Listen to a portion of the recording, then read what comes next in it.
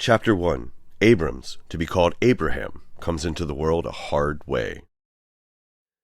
I have a story to tell, but it starts off badly, and sometime later it gets worse. I was born in 1922 in Queensferry, Scotland. That's a town just north of Edinburgh. My dad was a farmer. We grew oat, and we were one of the first families in the county to have a steam-powered threshing machine. Our claim to fame, my dad used to say of it, and then he'd look at me, and his eyes would get sad. And then there's our claim to shame. The afternoon I was born, it was raining, and hard it was. My mother was in labor for all of an hour, and I always told people it was because I was her 7th born. She'd become accustomed to having a lie down, having a baby, then having a workday in the fields, I would say. 4 of us lived. I was the last. But the truth was this. It wasn't because she was so good at birthing that made it so easy for her when I came along. It was because of the midwife who came to her that afternoon. My mom had struggled with the 2 before me. First a girl, then a boy. Both of them lifeless and cold when they arrived, neither one ever taking a breath. She almost died the 2nd time, I found out later on. When I was growing up, we would walk over, hand in hand, to the far side of our field, where there was a copse of trees and a stone barn, and there they were buried where a sizable rock marked each of their graves.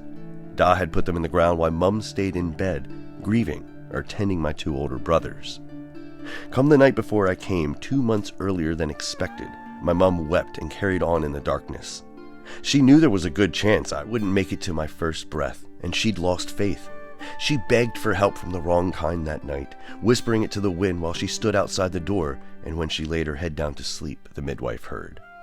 When Da left after dawn for the field, Mum started her own day, feeding my brothers, getting the milk from our cows, getting lunch ready for us, never thinking about what she'd begged for the night before.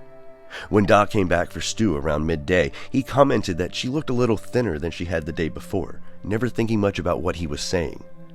But that got Ma to thinking about how the last 2 births had gone poorly, and how the last one almost took her to the grave with it, and she felt like begging again. There came a tapping at the door. Da had already gone back to the fields for the afternoon. The boys were napping, and the tapping came a 2nd time, and a 3rd time. Ma went to answer it, though we never had visitors and no kin in the county, and she hadn't imagined a midwife might have heard her begging until she opened the door and saw the thing that wanted to come inside. She screamed when she saw its fangs, and its claws, and its tail as it stood up tall on the porch. When it tied an apron around its waist and smiled at her, she fainted away. An hour later, she woke up with me wrapped in the creature's bloody apron, the tiniest baby she had ever did see, but alive. The thing that birthed me was long gone. Years later, she'd tell me all the moments that preceded me coming into the world, and years after that, I'd read a little something about a creature over in the Americas that came with a story that sounded a bit like what happened to me, except I didn't get to grow wings and fly off into the night. I wasn't odd in that way, no. I was odd in my own way. I could remember every single thing I'd seen from the moment I opened my eyes. In that first haze, 5 minutes old, no more, I saw a myth that turned out to be as real as you or me. I saw the midwife that brought me into this world.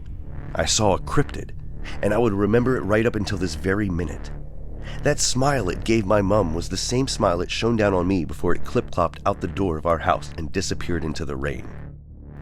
I could smell it, like a goat but muskier, like dirty pennies in an old woolen bag. Since that moment, I had a memory just like anyone else.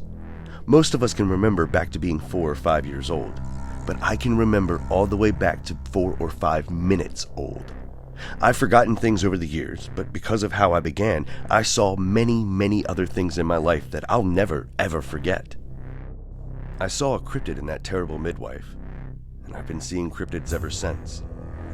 I've wondered sometimes if I might actually be one.